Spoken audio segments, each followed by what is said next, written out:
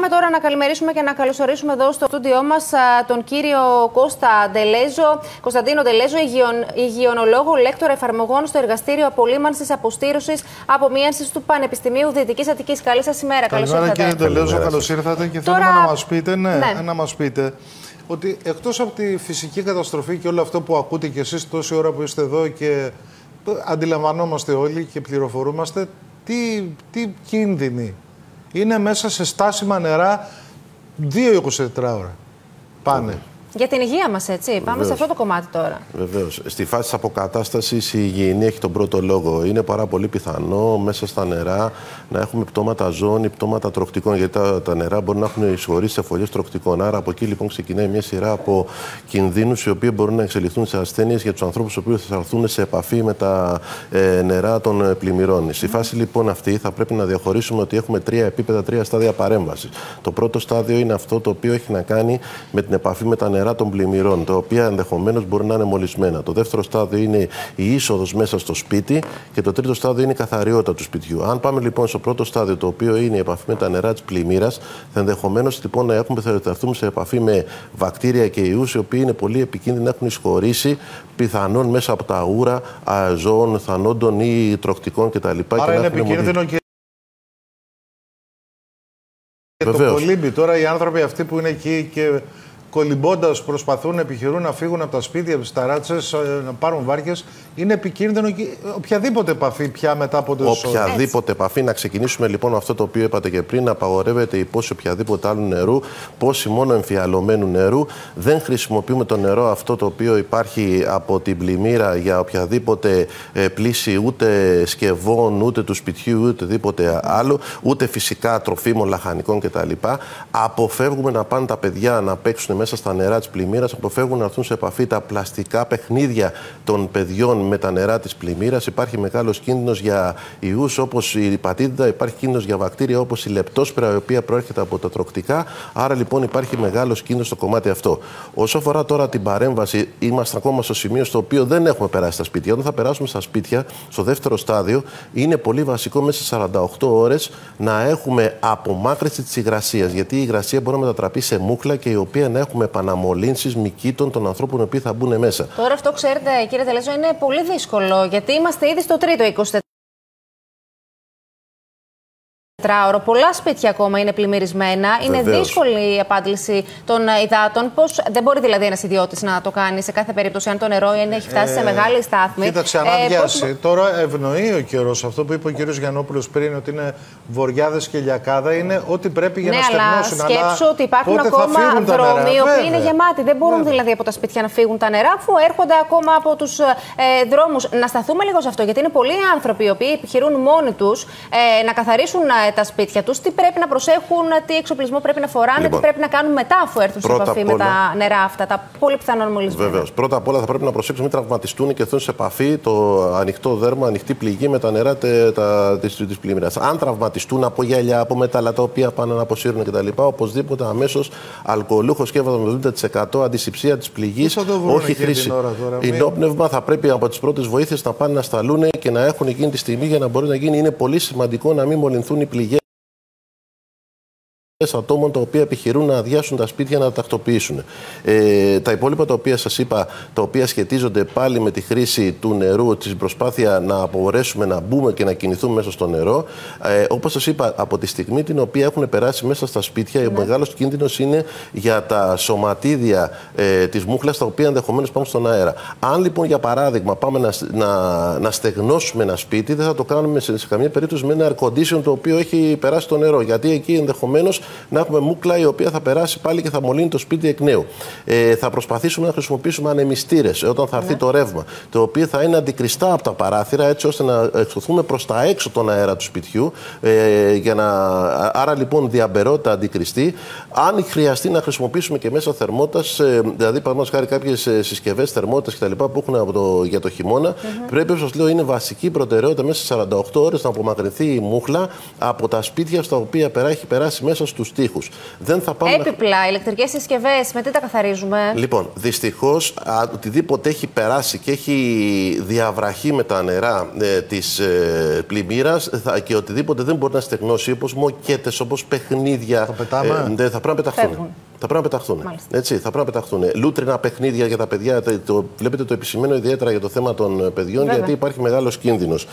Στην περίπτωση στην οποία τώρα θα πάμε να χρησιμοποιήσουμε κάποιες συσκευές πλυστικές, μηχανήματα ή γεννήτριες, τα οποία θα μπουν σε υπόγεια για να μπορέσουμε να κάνουμε άντληση των υδάτων ή για να μπορέσουν να στεγνώσουν, εκεί υπάρχει μεγάλος κίνδυνος, αν είναι κλειστός ο χώρος, π.χ. υπόγεια, να έχουμε μόλυνση, να έχουμε δηλητηρία στον ατόμο από μονοξείδιο του άνθρακα, το οποίο θα υπάρχει εκεί πέρα. Άρα λοιπόν θα πρέπει να προσέξουμε να είναι ανοιχτός κάποιος χώρος από τη χρήση των μηχανημάτων αυτών, από τις μηχανές, από τις πλυστικές συσκευές. Οπότε λοιπόν δεν πρέπει να απομονωθούμε στον χώρο αυτό, πρέπει να είναι μια ανοιχτή πόρτα για να μπορέσουμε να έχουμε τον αέρα ο οποίος υπάρχει. Προσοχή πάρα πολύ στα πιθανά συμπτώματα. Σωστά, να σταθούμε και σε αυτό. Είναι πολύ θα εμφανιστούν τα επόμενα 24 ώρα. Πιθανόν να θεωρεί κάποιος ότι έχει κρυώσει, ότι έχει δηλαδή συνάχει κάποια κεφαλαλγία, κάποιο λίγο πυρετό, λίγο διάρρεια. Δεν είναι τόσο απλά, διότι όπως σας είπα εδώ πέρα μπορεί να έρθουμε σε επαφή και με ασθένειες οι οποίες μπορεί να προέρχονται από θανόντα ζώα ή τροκτικά. Άρα στις περιπτώσεις αυτές τις οποίες έχουμε διάρρεια, έχουμε μετό, έχουμε πυρετό, έχουμε αδυναμία μάσησης. Θα μας επιτρέψετε λίγο να διακόψουμε, γιατί έχουμε ανθρώπους εγκλωβισμένους οι οποίοι επικοινωνούν μαζί μας και θέλουμε να μεταφέρουμε τη φωνή τους. Πάμε στον Παλαμά, είναι η κυρία Χαρά Πετροπούλου. Κυρία Πετροπούλου, καλημέρα. Πέστε μας πού είστε. Είμαι στις αρχές του χωριού, όπως έσπασε ο Σταυρός, το ποτάμι προχθές το βράδυ. Είμαστε στα πρώτα σπίτια μπροστά. Βρίσκομαι στο δρόμο όπου προσπαθώ να σώσω ζώα, να δω ανθρώπους που χρειάζονται, αν χρειάζονται νερό. Να βρω ό,τι είναι δυνατόν να βοηθήσω. Το νερό ανεβαίνει δυστυχώς ξανά. Τώρα ανεβαίνει. Έρχεται νερό ανεβαίνει, ναι, όπως το βλέπω εγώ, έρχεται και άλλο νερό από πάνω. Είναι πολύ δύσκολη η κατάσταση. Αυτή τη στιγμή εδώ είναι πάρα πολύ. Δεν ξέρω τι άλλο θέλετε να σας πω. Να μας πείτε αν εσείς, η οικογένειά σας, είστε ασφαλείς, το σπίτι πώς είναι, η γειτονιά πώς είναι. Ακούστε με. Δώστε μας μια εικόνα. Όλα πνιγήκανε. Όλα. Ήταν ένα απέραντο χάος. Όλα ήταν στα 2 μέτρα στο νερό μέσα. Το δικό μου το σπίτι, επειδή είμαστε διόροφο, ήμασταν επάνω.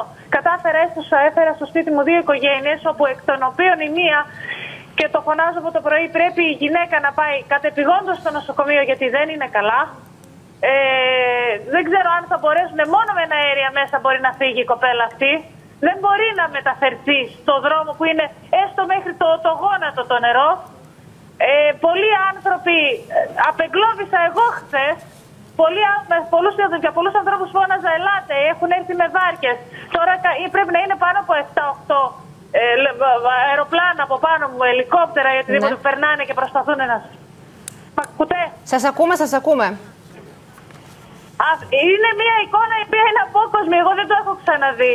Υπάρχουν βάρκες που επιχειρούν, κυρία Πετροπούλου, αυτή την ώρα εκεί στην... Δεν βλέπω Δεν έχω δει καμία βάρκα αυτή τη στιγμή. Το σίγουρο είναι μέσα στη νύχτα απεγκλωβίσανε και εμείς μεταξύ μας, ενωθήκαμε οι συγχωριανοί με το τραχτέρ και με όλα αυτά. Βγήκαμε έξω. Μία βάρκα απεγκλώβησε 4 ανθρώπους, τους οποίους φώναζα από την προηγούμενη μέρα, την Πέμπτη, από την Τετάρτη το πρωί. Έχω χάσει και τις μέρες, δεν ξέρω καν τι μέρα είναι σήμερα. Παρασκευή. Λοιπόν, από τις 5.30 ώρα το πρωί φώναζα ότι πνίγονται 4 γυναίκες και καταφέρανε και τους βρήκανε η βάρκα του ΕΚΑΒ, τους βρήκανε σήμερα το πρωί στις 3.30 και τις πήρανε. Σε πλήρη αποσύνθεση μπορώ να καταλάβω, γιατί μια κοπέλα 50 χρονών ήταν με σοβαρά κινητικά προβλήματα και κρύωναν μέσα στο νερό. Άρα προσπαθείτε και εσείς οι ίδιοι κάτι, και τώρα καταλαβαίνουμε, κυρία Πετροπούλου, εκεί ό,τι μπορείτε μεταξύ σας να κάνετε στην περιοχή, όσους ανθρώπους μπορείτε να βοηθήσετε. Νερό έχετε, πόσιμο νερό, έχετε εμφιαλωμένο νερό εννοώ? Ακούστε με να σας πω, ένα πρόβλημα επίσης που θα αντιμετωπίσουμε σε λίγο, ό,τι υπήρχαν μέσα στα μαγαζιά ανοίξανε και πήγαμε και πήραμε ο κόσμος, πόσα άτομα στην οικογένεια είστε, πάρτε τόσα. Αυτό και τελείωνε, το νερό τελείωσε από τα μαγαζιά. Τελείωσαν οι προμήθειες. Δεν υπάρχει νερό, δεν υπάρχει... Άρα και στον Παλαμά νερό, παντού νερά. Μας ακούει και ο κύριος Ντελέζος εδώ. Ναι. Λοιπόν, αν έρθει κάποια στιγμή το ρεύμα, ίσως μπορέσουμε και κάνουμε κάτι. Αλλά αυτή τη στιγμή είναι πάρα πολύ δύσκολη η κατάσταση. Καλό κουράγιο σας ευχόμαστε, κυρία Πετροπούλου. Ευχόμαστε να ακούγονται οι φωνές όλων των ανθρώπων που βγαίνουν εδώ στην εκπομπή και που ζητούν βοήθεια και για νερό και απεγκλωβισμούς. Κύριε Τελέζο, μια τελευταία κουβέντα για να σας χαιρετήσω. Με αφορμή αυτό το οποίο είπε η κυρία πριν, τρόφιμα τα οποία έχουν μείνει σε ψυγεία, τα οποία έχει διακοπεί το ρεύμα για 2 και 3 ημέρες, δεν πρέπει να καταναλωθούν, δεν πρέπει να δοθούν στους ανθρώπους. Όπως επίσης και τρόφιμα τα οποία υπήρχαν σε ράφια, τα οποία βραχήκανε. Δεν πρέπει να δοθούν, δεν πρέπει να καταναλωθούν αυτά. Υπάρχει μεγάλος κίνδυνος. Καλά κάνετε και το επισημαίνετε. Επίσης, να πούμε την περίπτωση, επαναλαμβάνω πάλι, το air condition δεν πρέπει να ανοίξει παρά μόνο αν απολυμανθεί, σε περίπτωση στην οποία έχουν εισχωρήσει μέσα ύδατα και οι οσμοί γκαζιού. Σε περίπτωση στην οποία εισχωρήσουν μέσα στο σπίτι και υπάρχει οσμή γκαζιού, πρέπει να απομακρυνθούμε άμεσα. Μάλιστα. Να σας ευχαριστήσουμε πολύ, να είστε καλά για τις πολύτιμες πληροφορίες που μας